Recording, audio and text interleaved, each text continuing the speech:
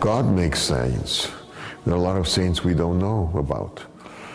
Certain ones God reveals to the world, others He doesn't. And when the church proclaims someone a saint, is that what the church is saying is that this person has special grace from God, where he can, intercede for us, but most importantly is that this person can serve as an example for us.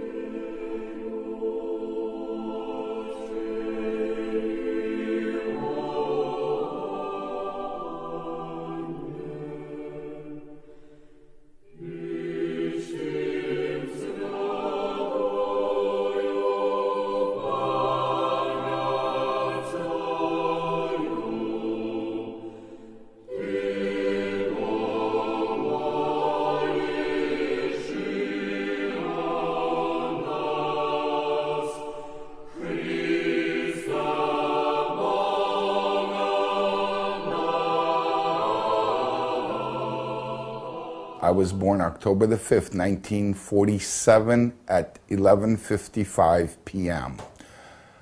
Prior to this, my mother was Catholic. My mother was dying of typhus fever in Shanghai.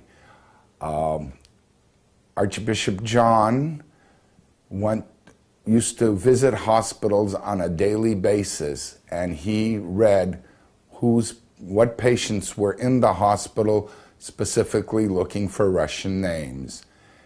My mother was literally on her deathbed, and Archbishop John came to a Catholic person, not Orthodox, and prayed with my mother, and the next morning my mother got up and walked out of the hospital on their own. The doctors and nurses had said my mother was going to die tomorrow morning. My wife got sick about a little bit over 3 years ago with colon cancer. And in fact, we were supposed to go on a trip to Shanghai. We canceled that immediately. And first thing we did was serve a Malevin in front of Bishop John's relics. And 3 days later, she had the operation. The operation was successful. And it's been 3 years, going on the 4th now, and everything is fine.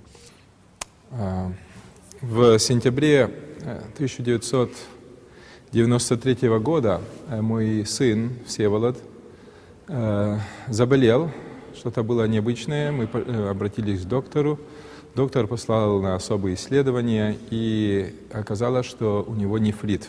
I think it was, I forgot in which convent, one of the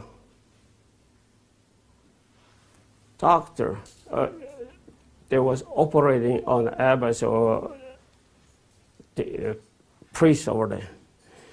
And then when they finished the operation, the chief surgeon told the abbess, he says, hey, you should keep your monks out of the operation room.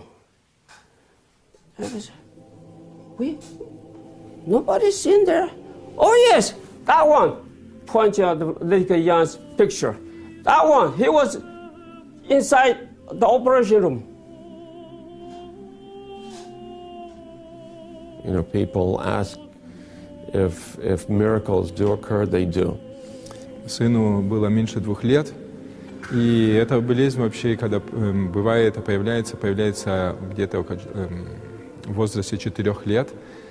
Это было необычно и довольно сильно высказывалось. Ему начали давать довольно сильные лекарства, и лекарства никак не помогали. В это время моя супруга услыхала, что как будто собираются открывать мощи святителя Иоанна. Но это только шли слухи. Мы получили эти слухи с западного побережья.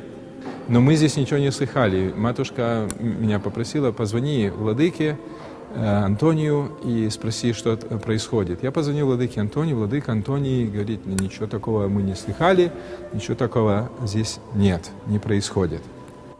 I was just talking to her and she noticed something, a bump. It didn't look right. And of course I went to the mirror and looked and it was quite large and scared me, of course. And I called Sergey on the phone and told him that something's wrong, which is my husband. And told him that I need to get this looked at right away. Monday I went. First thing I did, of course, was put Vladikayan oil on it. Я помню, это было воскресенье, уже в октябре. Лекарства все еще не помогают, дают сыну, вот еще нет 2 лет сыну, а дают ему дозы этого сильного лекарства, которые уже взрослым людям должны помочь, а ему никак не помогают. И я помню, было воскресенье, я звоню владыке, и владыка говорит, нет, ничего не будет. Ну, я так и передал матушке, и вот идет следующий день, понедельник, я хорошо помню сейчас, это был понедельник, так после обеда звонит владыка. Матушка моя была на работе, я был дома с 2 детьми, и звонит мне владыка и говорит, привози ребенка. Я тогда был в Монтерее, это 2 часа на юг от Сан-Франциско. Приезжаю я к вечеру в Сан-Франциско, и владыка мне сказал, отправляйся к отцу диакону, к отцу Алексею и жди. Уже поздно ночью, где-то, может быть, около часу ночи, ко мне приходит отец Алексей и говорит, бери ребенка и пошли. И я взял ребенка и пошел. Когда, значит, я вошел в усыпальницу, значит, все духовенство, которое собралось там, пропело ектенью о здравии. И когда пропели ектенью, тогда владыка Антоний мне сказал приложить ребенка к мощам святителя Иоанна. Я приложил ребенка к мощам, стали через неделю уменьшать дозы, и значит, показатели уже начали хорошо совершенно, показали, что почки пришли в свое нормальное состояние, и через приблизительно месяц уже совершенно убрали лекарства. They decided to just go in and take it out. They didn't know what it was. And of course, we had him taken to St. John, and I went to communion, and the next day just went and did it. And I put my faith in him. И мы за все благодарим Господа Бога и заступничество святителя Иоанна. He always hears us and always intercedes in some way, whichever way it's supposed to work out.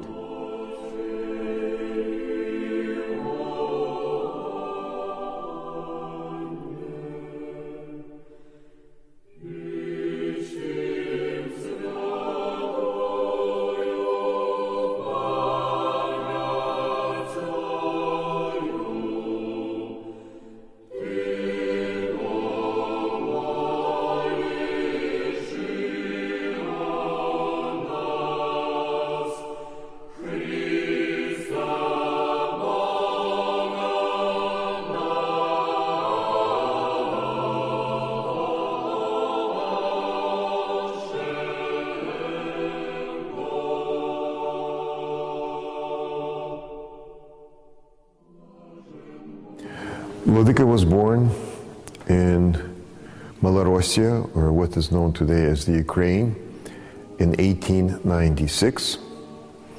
He came from a very prominent family, landed gentry, and his ancestors came from Serbia. They left Serbia during the Turkish yoke. The last name of the family was Maximovici, and one of the members of the family was a bishop in the Russian church, Saint John Maximovici, the Metropolitan of Tobolsk and all Siberia. He was canonized in 1916. Vladika's sister Maria Lyubarskaya corresponded with my mother, and she once wrote that Vladika was a very obedient child, and the parents had no problems with his upbringing. He was an excellent pupil in school, a cadet, and he didn't like just two subjects, dancing and gym class. I was told that as a child, Vladika had toy soldiers that he played with, but he did not play military games. He played a monastery. In baptism, Vladika received the name of Michael. He received his education at the Poltava Military Corps, and after that he finished the Kharkiv University Law School. He was planning, apparently, a career in law, but the Russian Revolution forced the family to leave, and they ended up in Yugoslavia. Vladika entered the theological faculty of the University of Belgrade, which he completed. After graduation from the theological faculty, Vladika took the monastic vows, and he received the name of John in memory of his ancestor, Metropolitan John of Tobolsk and Siberia. Vladika knew Metropolitan Antony from Russia. He was a bishop in Kharkiv at one time, but he became closely associated and got to know Metropolitan Antony closer in Yugoslavia. And Metropolitan Antony was once asked, who spiritually you feel closest to? And he named just two people, Archimandrit Ambrosii, the abbot of Milkov Monastery, and then the young hieromonk John.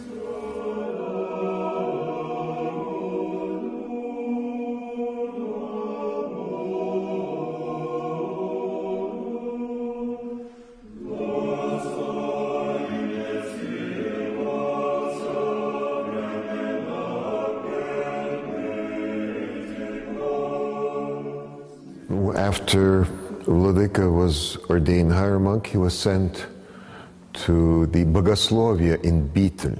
Bogoslovia would be something similar to our seminary, where he taught. I visited Beetle in 1978 or 79 with a group of Serbian students, and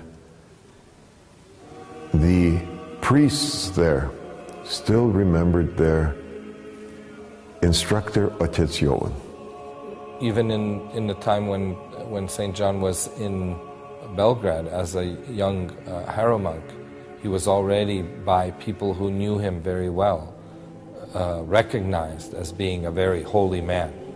And when a certain Serbian bishop had been asked the question, do saints exist in our day?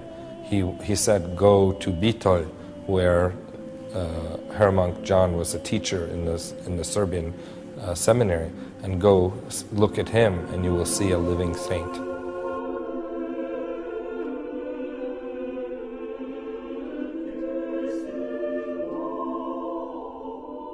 It was from Bitol that Vladika was called to Belgrade and informed by Metropolitan Antony that he was elected to be Bishop of Shanghai.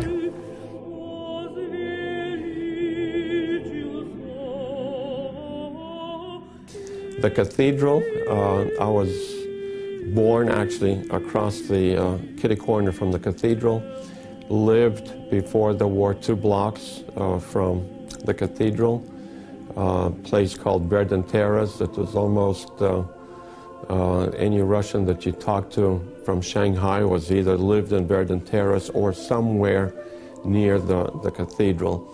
The main street by the cathedral was Paul Henry, small street, residential street, beautiful trees around it.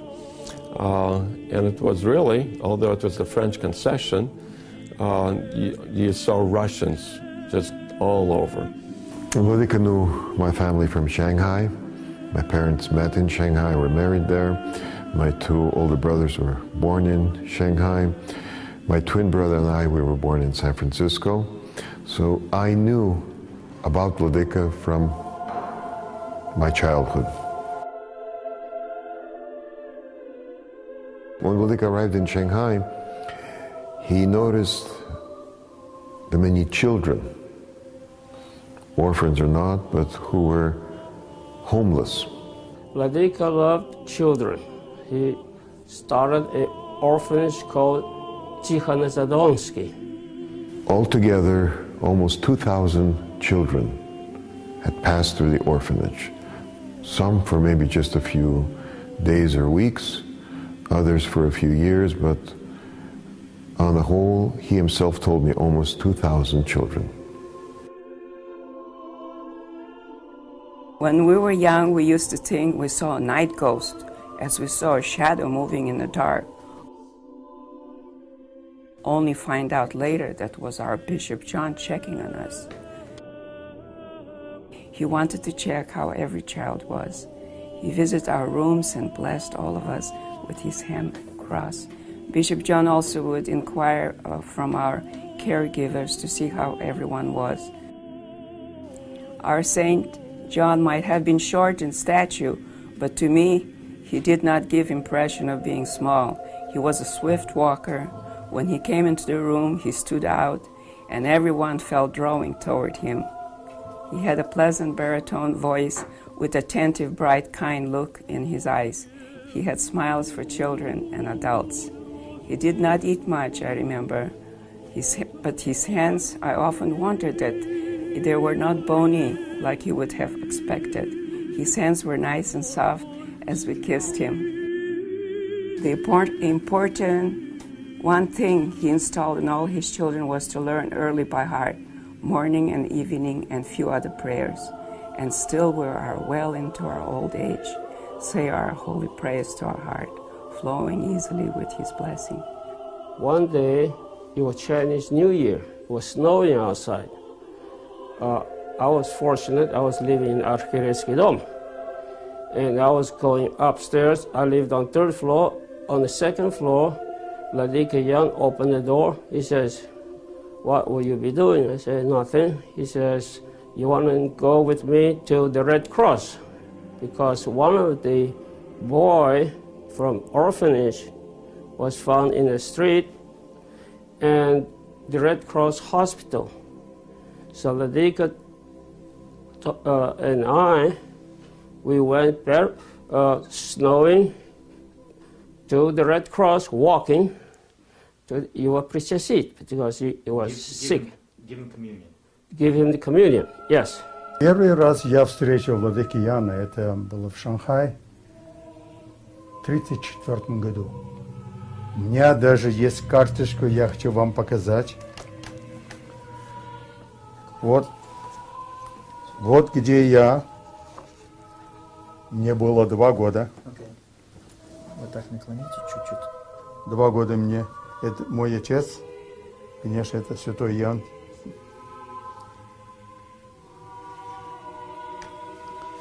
Вот я хочу про мою семью рассказать вам, как мы приняли православие в Шанхае, в Китае. Моя прабабушка Ирина приняла православие, также и мой дедушка Серафим, и мой отец Иона, и, конечно, мы все приняли православие. Папа был военный человек, и он боролся с японцами, когда во время оккупации, и боролся с коммунистами. японцы пришли в 1937 году в Шанхай. А когда его арестовали, положили в тюрьму, тогда владыка Иоанн меня принял в приют. И в котором году это было? Это было в 1943-1944 году. Когда война закончилась, в 1945-м я приехал обратно домой. А когда уже китайские коммунисты пришли, надо честь мой снова положил в приют. At that time, everybody was scrambling to get out. We were lucky enough to go to Japan. My grandfather lived in Japan. He's a priest, was a priest. The others, with Bishop John, like about 5,000 went. Bishop John, had all the negotiations to allow that to happen, and about 5,000 people went to live in Tubabao, Philippines.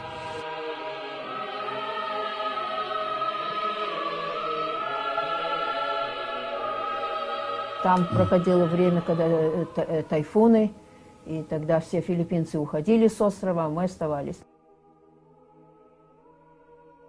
Сильные ливни, но таких сильных нет. Только как мы выехали до одного православного, там все перевернуло. Трубы, которые провели, все пропало.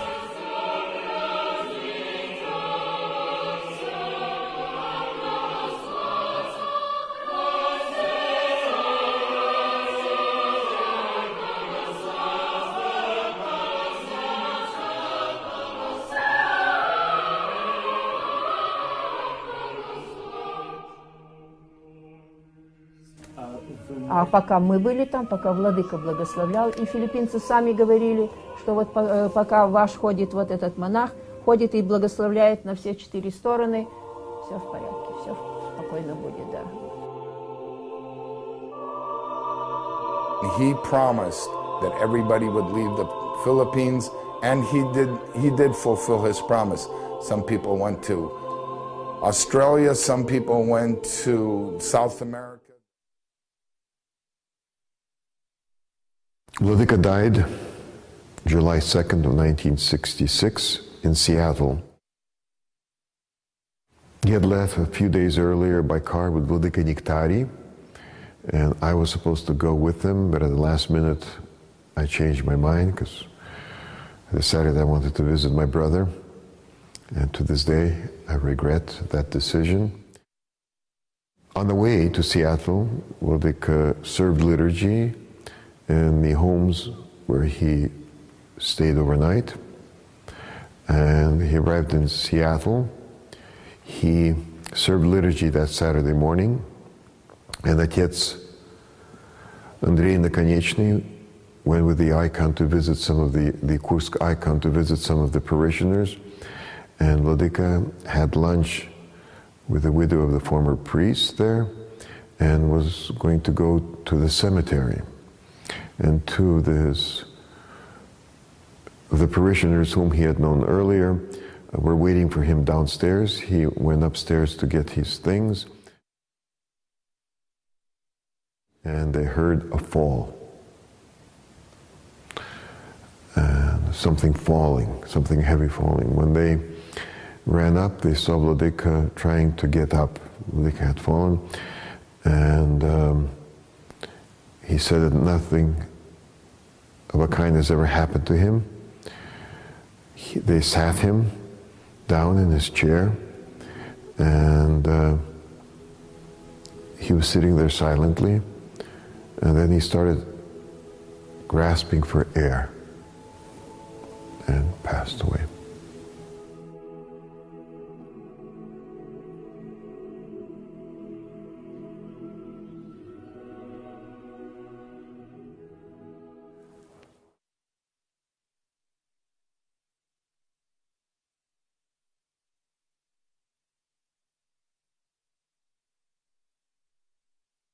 Before leaving for Seattle, Vladika, in my presence, called the Russian newspaper in San Francisco, Russkaya Жизнь, and ordered an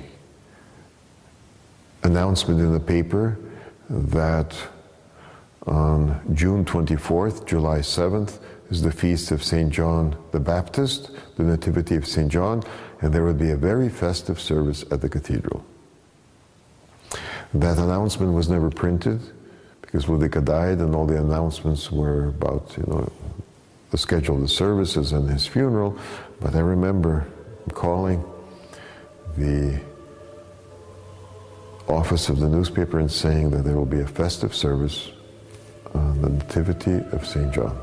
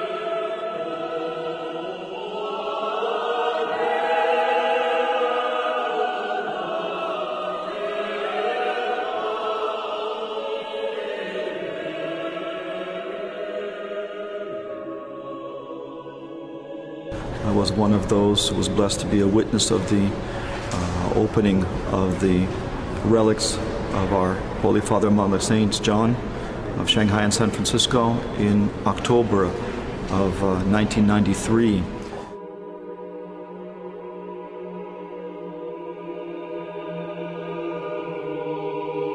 When the sarcophagus was open for examination before the glorification of St. John, it took place in two parts. The first part was to examine that there were holy relics for veneration, and they were put into a new wooden casket. And the second time they were open, and then the holy relics were revested into the vestments that they're in now. Before the archpastors arrived, the priests began to read the gospel over the relics of the saint. And when they did arrive, we served a full panihida, after which His Grace Archbishop Anthony blessed, at that time, Father Peter Lukianov, who is now, of course, His Grace Bishop Peter of Cleveland, to open the casket. The original metal coffin had rusted through in some parts. We couldn't open the lid. We had to pry it open. It was Father George Kurtov and myself who had actually discovered a way to kind of snap one of the hinges, which had also rusted through, and actually begin to open up the lid of the casket, at which point we notified the Archbishop of this, and he stopped everyone from what they were doing and had us all stand piously and wait that moment, and with his blessings we opened up the casket and discovered the incorrupt relics of the saint.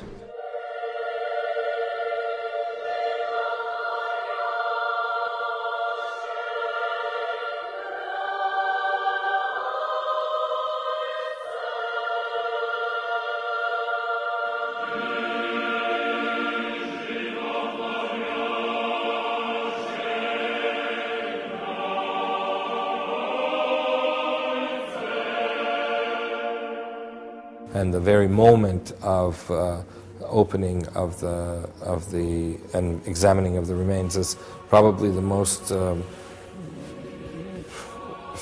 phenomenal moment of my life, really, to see that for the first time. Vladika, you could see that the body was dehydrated, and it was covered with I really don't know what, but a layer of some white, it was almost like dust. That was at the second opening that all this, the relics were washed, but otherwise they were intact, completely intact. When we began to sort of work, if you will, on the relics, to clean off some of the rust and some of the material. We peeled it off from the relics. Archbishop Anthony then removed the air that was covering the face of the saint, and there he was, incorrupt and very recognizable. His hair, his beard, his fingernails, the blood vessels on his fingers were visible and noticeable. And as we began to sweep off rust and so forth from the various parts of the body, nothing fell apart. It was quite amazing. And with great piety and with a significant amount of trepidation, we approached this effort. Upon completion of the preparation of the relics, taking off all of the stuff that had fallen off of the casket and so forth, cleaning them up, Vladika Anthony had pulled out a clean one which had been prepared earlier. We removed the relics from the casket and put it into a temporary casket which Father George Kurtov had prepared beforehand. And we closed the casket, and Vladika Anthony sealed it, and we put it back into the sepulcher and closed it back up. We prayed again around the relics of the saints before we all departed, but it's impossible to really express the feelings that we all experienced. After we left the sepulcher that evening, none of us who were there could calm down, if you will. It was a feeling of such piety, of such blessedness, of such grace. What we had witnessed that evening is beyond description.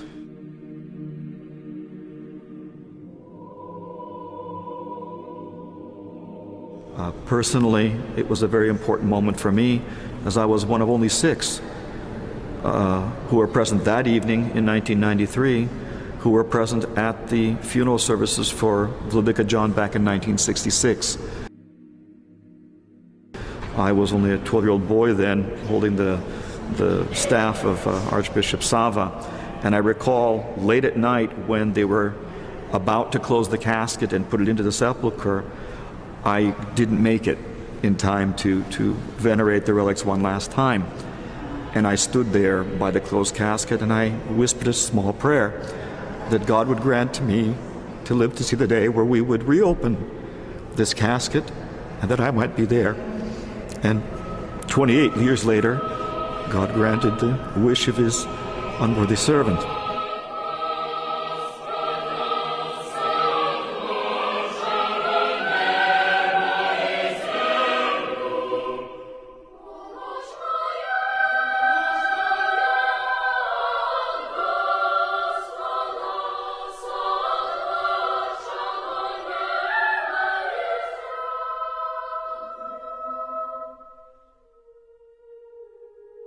Also, we orphans would remember how some older people in church would call our Archbishop John, Bishop St. John. And we children wondered why they call him Saint.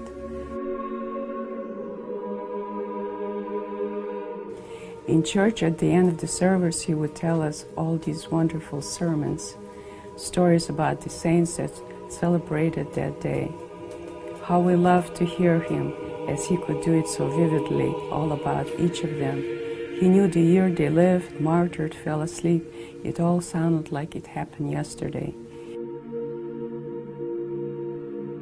It's a spiritual journey that a person goes on and continues through his life probably from the earliest conscious acceptance of life according to God's commandments, and really striving to fulfill those commandments, commandment of love of God and love of fellow man.